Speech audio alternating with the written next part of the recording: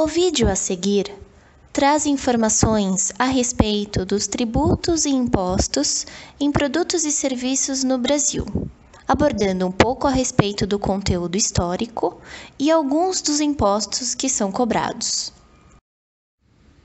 O trabalho foi desenvolvido por Jéssica Seles e Camila Rigby, alunas do curso de Administração da Universidade Federal de São Paulo. A respeito da visão histórica do tributo, começamos a visão na Antiguidade, onde os romanos viam o tributo como indenização ou reparação de guerra. Já os gregos viam um tributo como um meio de defesa do bem coletivo. Adiante, na Idade Média, o tributo era como uma autorização divina aos soberanos ou senhores feudais. Foi também onde originou-se o denominado princípio da legalidade, pelo qual somente através de autorização legislativa poderia cobrar tributos. No período da Revolução Francesa, houve uma ruptura na história da cobrança de tributos. Ocorreu a formação do Estado de Direito, ou seja, a separação dos poderes em executivo, legislativo e judiciário. E, finalmente, o início do século XX, que foi marcado com a atribuição do tributo como fonte de justiça social e da igualdade econômica, além do que os impostos poderiam ser usados como um meio de redistribuição de renda.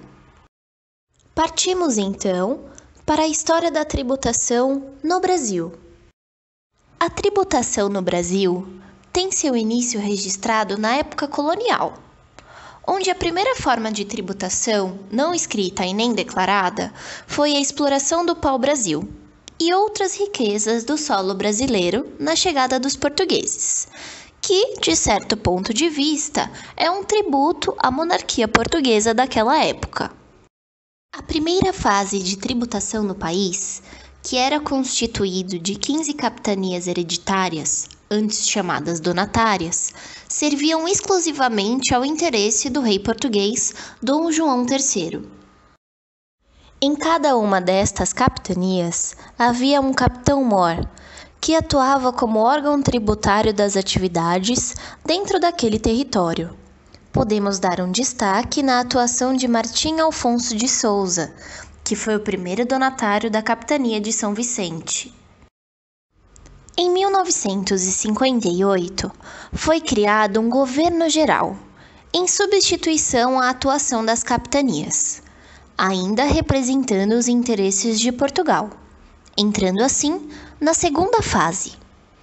Neste período, houve a nomeação de um provedor-mor da Real Fazenda e provedores parciais nas diversas capitanias. A partir daqui, os tributos foram classificados em dois grupos: ordinário, sobre guerras e proteção armada, ou extraordinário, das despesas com sociedade, e também em três espécies. A primeira espécie era da ramas, diferença do que deveria ter sido pago e não foi. A segunda se chamava finta, proporcional à renda do contribuinte, e a terceira, que não era nem da ramas e nem fintas, tratava de contribuições de designação subsidiária. A primeira alfândega foi criada em 1565, na cidade de São Sebastião do Rio de Janeiro. E em 1649 foi criada a Companhia Geral do Comércio, dando total controle contra a sonegação de impostos à Fazenda Real. A extração de ouro também teve uma importante parcela na contribuição da história da tributação, oferecendo pagamentos aos descobridores de novas minas, cartas de concessão àquela região sobre aquela atividade específica.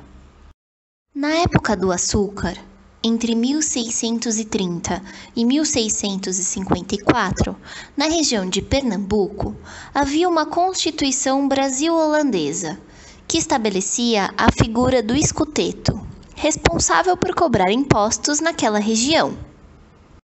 Avançando no tempo, após a vinda da família real portuguesa, posterior à Revolução Francesa, em 1789, foram abertos os portos e surgem os impostos sobre importação. Após o retorno da família real, a independência do país e o estabelecimento da Constituição de 1824, o processo de arrecadação era bastante caótico, sendo os tributos cobrados de forma cumulativa, divididos entre receitas gerais, provinciais e municipais. Passamos depois pelo período da Proclamação da República, a Constituição de 1891, a transição do país para a Federação, a crise de 29, a Revolução de 30 e várias mudanças em toda a tributação no Brasil. Muitos impostos foram criados e posteriormente se tornaram alguns dos que conhecemos hoje, como por exemplo o IVC, que é próximo ao ICMS, o IIP, que é o predecessor do ISS. Outras mudanças aconteceram até meados de 1965, quando o sistema tributário passa a ser sistemático através da Emenda Constitucional número 18, de 1º de dezembro de 1965, possuindo algumas características, como a origem do IPI, Imposto sobre Produto Industrializado, com a característica da seletividade, o ICM, Imposto sobre Circulação de Mercadorias, antecessor ao ICMS, e o surgimento do ISS, Imposto sobre Serviço, sucessor do IPI. Novas alterações e implementações aconteceram até a Constituição de 1988, sobre regência dos artigos 145 a 162, que ditam a respeito das tributações em nosso país. Bens e serviços. Os bens são itens essenciais em nossas vidas e podem ser divididos em livres, econômicos e materiais, e o serviço está dentro de uma destas categorias. Os bens livres são bens intangíveis, de livre acesso a todos e que não possuem valor, como por exemplo, a luz solar, o ar, o mar e etc. Os bens econômicos possuem preço, são relativamente escassos e atribuídos a algum esforço humano. Os bens econômicos podem ser divididos em bens materiais, que são tangíveis, como carro, roupa, alimentos, e serviços, que são intangíveis, como consulta médica e honorário de um advogado. E os bens materiais, que são aqueles de consumo para a satisfação das necessidades humanas, podendo ser duráveis, como os imóveis, ou não duráveis, como os alimentos. E por fim, os materiais de capital, que são aqueles utilizados para o surgimento de novos bens, como por exemplo, os equipamentos de uma fábrica e todo o maquinário que ela compõe. ICMS, Imposto sobre Circulação de Mercadoria e Serviços. Este imposto é de competência dos Estados e do Distrito Federal. Com a Constituição de 1934, foi instituído o IVC, Imposto sobre Vendas e Consignações. Este tributo tinha uma natureza peculiar, no qual, em cada operação, desde o produtor até o consumidor final, originava-se uma incidência em cascata, ou seja, gerava-se um valor a ser pago em cada venda que era realizada de uma mesma mercadoria. Pode-se dizer que era uma incidência cumulativa sobre o valor total do produto. Em 1965, por meio da Emenda Constitucional número 18, surgiu o ICM, que substituiu o IVC e deixou de ser cumulativa. A Constituição de 1988 trouxe importantes e grandes mudanças, sendo uma delas o surgimento do ICMS, que eliminou antigos impostos especiais de incidência única e de competência federal. Eram três os antigos impostos federais de incidência única. Estes refletiam sobre os combustíveis e lubrificantes líquidos e gasosos e energia elétrica. O campo de abrangência do ICMS passou a integrar os serviços de telecomunicações e de transporte interestadual. A arrecadação que vem deste tributo é encaminhada para os estados e usado por eles para as diversas funções.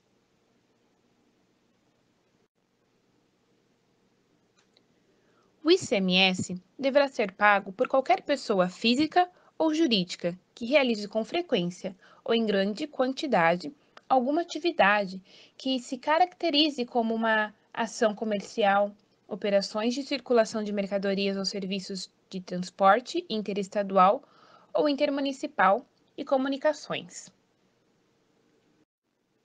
São isentas do imposto atividades como transferência de propriedades ou bens móveis, operações interestaduais relativas a transporte de petróleo e energia elétrica, operações destinadas ao exterior, arrendamento mercantil, ouro, atividades destinadas como prestação de serviço para uso do próprio autor, além de revistas e jornais. O valor da alíquota do ICMS varia de estado para estado. Entretanto, a maior parte dos estados utiliza uma alíquota de 17% do preço da mercadoria. Veja a tabela a seguir. ISS, Imposto sobre Serviço. O Imposto sobre Serviços, ou ISS, reflete sobre a prestação de serviços. A responsabilidade sobre este imposto é do Distrito Federal e dos municípios. Tal imposto é considerado uma das principais fontes de receita das prefeituras. Desse modo, o ISS é recolhido no município em que se encontra o prestador. O ISS passou a ser regido em 2003 pela Lei Complementar 116/2003 e surgiu como substituto ao Imposto sobre Serviços de Qualquer Natureza, ou o ISSQN. Arrecadados de empresas e profissionais que sejam autônomos, o ISS incide sobre uma ampla lista de serviços que transita em diversos segmentos, que vai desde a saúde, como médicos, psicólogos e fisioterapeutas, passando por informática, telemarketing e outros setores. Para o ISS, nós encontramos algumas regras genéricas. Primeira, o ISS incide somente sobre os serviços expressamente contidos na lista.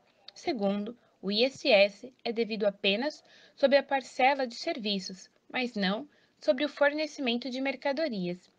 E terceiro, o ISS é devido sobre materiais, como parte integrante do serviço que está sendo prestado, quando a lista não estabeleça sobre a incidência do ICMS.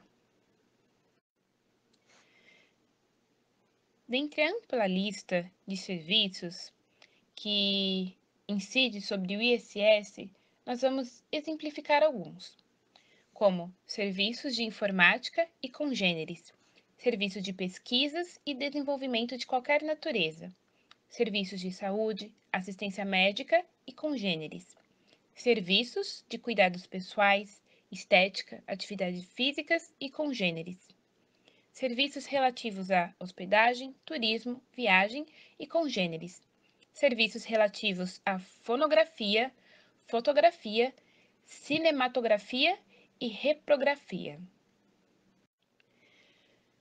Para o ISS, fica estabelecido uma alíquota mínima de 2% e uma alíquota máxima de 5%. O imposto deve ser pago até o 10º dia do mês subsequente ao serviço prestado. O recolhimento deve ser realizado por meio do Documento de Arrecadação do Município de São Paulo, DANSP. Este é emitido via internet. PIS e COFINS, Programa de Integração Social e Contribuição para Financiamento da Seguridade Social. Vamos falar agora sobre dois tributos que, sem dúvida, estão entre os mais custosos para as empresas, pois estão presentes em muitos segmentos. Isto porque o valor será baseado no faturamento bruto das empresas. Ambos os tributos são de competência federal e foram instituídos pela Constituição Federal. O PIS, que é o Programa de Integração Social, foi criado pela Lei Complementar número 7, de 7 de setembro de 1970, com o objetivo de promover a integração entre o empregado e a empresa. Podemos dizer que esta lei é um respaldo para os empregados da iniciativa privada. Os recursos recolhidos do PIS estão reservados ao pagamento do seguro-desemprego, abono e participação na receita dos órgãos e entidades para os trabalhadores, onde o PIS é destinado aos funcionários de empresas privadas e de empresas públicas. Esses recursos são administrados pela Caixa Econômica Federal. Falemos um pouco sobre o que é o COFINS. Esta sigla significa Contribuição para Financiamento da Seguridade Social, e este substituiu o FINS Social. A COFINS foi instituída pela Lei Complementar número 70 de 1991. A COFINS tem por finalidade financiar a Seguridade Social, ou seja, ele vai atuar em áreas fundamentais como a previdência social, a assistência social e a saúde pública. Para que estes tributos sejam recolhidos, existem dois regimes de tributação nos quais eles podem ser enquadrados. O primeiro regime de contribuição é o regime cumulativo. Neste tipo de regime, o PIS tem alíquota de 0,65%, enquanto a COFINS tem alíquota de 3%. O regime cumulativo acontece do seguinte modo: o tributo a ser pago é exigido sobre o valor total. Isso significa que, sempre que houver saída de mercadoria, deve-se efetuar o cálculo sobre o total desta saída, isso sem direito ao abatimento de tributos incidido em operações anteriores. É importante destacar que as empresas obrigadas a apurar o PIS e COFINS no regime cumulativo não têm direito a qualquer tipo de crédito. O segundo regime de contribuição é o regime não cumulativo. Neste regime, o PIS tem alíquota de 1,65%, enquanto a COFINS tem alíquota de 7,6%. O regime não cumulativo permite a apropriação de créditos, tendo como base o total cobrado na operação realizada anteriormente. No PIS e COFINS, essa apropriação de crédito deve ser realizada item a item, separando qual produto é tributado e qual não é. O pagamento de cada tributo ocorrerá até o 25º dia do mês subsequente ao de ocorrência, de acordo com o DARF, ou seja, de acordo com o documento de arrecadação de receitas federais ao qual ele corresponde. No PIS, no regime cumulativo, será o 8.109. Já no regime não cumulativo, será o 6.912. A COFINS, no regime cumulativo, será o DARF 2.172 e no regime não cumulativo será o DARF 5.856. Imposto sobre produto industrializado. Este tributo é de responsabilidade da União. Nas transições de impostos, o IPI substitui o Imposto de Consumo de Mercadoria. Entende-se por produto industrializado todo produto que tenha sido submetido a qualquer operação que modifique sua natureza ou sua finalidade, ou que seja aperfeiçoado para o consumo. A cobrança do IPI está previsto no artigo 153, inciso 4 da Constituição Federal. As deliberações quanto a esse tributo estão descritas no Decreto número 7.212, de 15 de junho de 2010, que dispõe o modo de cobrança, fiscalização, arrecadação e administração do Imposto sobre Produtos Industrializados. Conforme disposto pela Receita Federal, são obrigados ao pagamento do IPI como contribuinte o importador, em relação ao fato gerador decorrente do desembaraço aduaneiro de produtos de procedência estrangeira, o industrial, em relação ao fato gerador decorrente da saída de produto que industrializar em seu estabelecimento, bem assim quanto aos demais fatos geradores decorrentes de atos que praticar. O estabelecimento equiparado a industrial, quanto ao fato gerador relativo aos produtos que dele saírem, bem assim quanto aos demais fatos geradores decorrentes de atos que praticar. E os que consumirem ou utilizarem em outra finalidade, ou remeterem a pessoas que não sejam empresas jornalísticas ou editoras, o papel destinado à impressão de livros, jornais e periódicos quando alcançados pela imunidade. O IPI difere de acordo com os tipos de mercadorias, segundo está previsto na Constituição Federal. As alíquotas que incidem sobre cada tipo de mercadoria estão presentes na tabela de incidência do Imposto sobre Produtos Industrializados, TIP, e elas podem variar de 0 a 30%. Uma das mercadorias cuja alíquota está em 30% são cigarros e bebidas, por serem nocivos à saúde. A porcentagem correspondente de cada mercadoria será preenchida na nota fiscal. O cálculo do IPI é feito com base na alíquota presente na TIP, conforme citamos.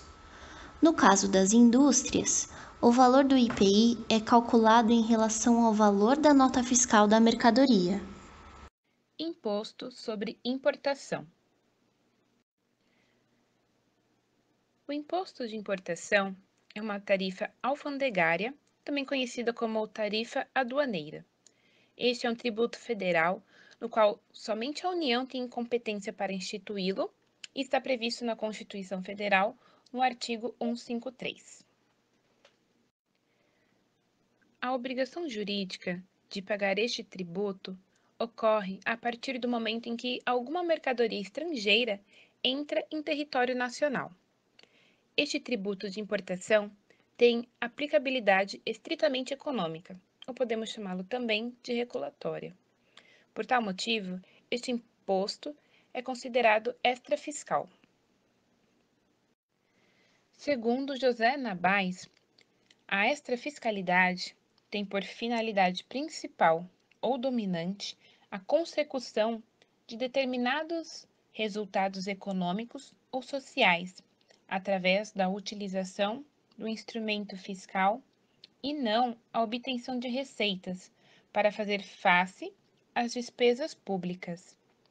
Trata-se, assim, de normas que, ao preverem uma tributação, isto é, uma ablação ou amputação pecuniária, ou uma tributação menor a requerida pelo critério da capacidade contributiva, isto é, uma renúncia total ou parcial a essa ablação ou amputação. Estão dominadas pelo intuito de atuar diretamente sobre os comportamentos econômicos e sociais dos seus destinatários, desincentivando-os nos seus efeitos econômicos e sociais, ou fomentando, ou seja, de normas que contêm medidas de política econômica e social. O imposto de importação não será uma taxa única para todo e qualquer produto que entrar em território nacional. Sua base de cálculo será modificada de acordo com o país de origem das mercadorias. Isso ocorre pois existem acordos comerciais entre os países. Outro fator preponderante sobre o valor são os aspectos do produto. As alíquotas fixadas estão na Tarifa Externa Comum, o TEC.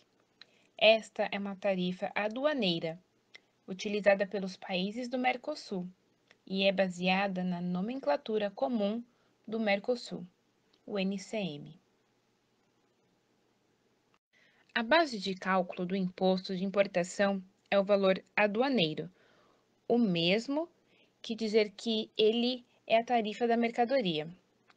O imposto de importação é calculado pela aplicação das alíquotas fixadas na TEC sobre essa base de cálculo, conforme o slide a seguir. Imposto de exportação. É o imposto de competência da União e tem como fato gerador a saída de produto nacional ou nacionalizado do território nacional. A cobrança tem caráter fiscal e regulatório. No CTN, Código Tributário Nacional, encontramos as regras e as disciplinas para o imposto em seus artigos 23 a 28. A base de cálculo do imposto é o preço normal que o produto ou seu similar alcançaria ao tempo da exportação, em uma venda em condições de livre concorrência no mercado internacional, observadas as normas expedidas pelo Poder Executivo mediante ato do Conselho Monetário Nacional. O preço à vista do produto, FOB, ou posto na fronteira, é indicativo do preço normal. Quando o preço do produto for de difícil apuração ou for susceptível de oscilações bruscas no mercado internacional, o Poder Executivo, mediante ato do Conselho Monetário Nacional, fixará critérios específicos ou estabelecerá pauta de valor mínimo para apuração de base de cálculo. Para efeitos de determinação da base de cálculo do imposto, o preço de venda das mercadorias exportadas não poderá ser inferior ao seu custo de aquisição ou produção, acrescido dos impostos e das contribuições incidentes e de margem de lucro de 15% sobre a soma dos custos mais impostos e contribuições. A lei pode adotar como base de cálculo a parcela do valor ou do preço excedente de valor básico, fixado de acordo com os critérios e dentro dos limites por ela estabelecidos. A alíquota do imposto é de 30%, facultado ao Poder Executivo reduzi-la ou aumentá-la, para atender aos objetivos da política cambial e do comércio exterior. Em caso de elevação, a alíquota do imposto não poderá ser superior a 150%. Contribuinte do imposto é o exportador ou quem a lei a ele equiparar, considerada qualquer pessoa que promova a saída de produtos do território nacional, podendo também a lei equipar terceiro ao exportador. E quanto é isso? Quanto essas tributações representam em reais? Há uma ferramenta chamada impostômetro, que nos mostra exatamente quanto de imposto já foi coletado. E é possível filtrar por estado, município, capitais e por categorias de produção e circulação, renda e propriedade, comércio exterior e outros. Até o momento, foi arrecadado 1.039.310.159,78 dentro do período do dia 1º de janeiro deste ano até as 18 horas e 21 minutos do dia 21 de junho. Esse montante é referente não só aos tributos sobre bens e serviços, mas a todos os impostos e tributos cobrados dentro do nosso país. Só para se ter uma ideia de dimensão, com tudo isso, seria possível receber 10 salários mínimos por mês por mais de 9 milhões de anos,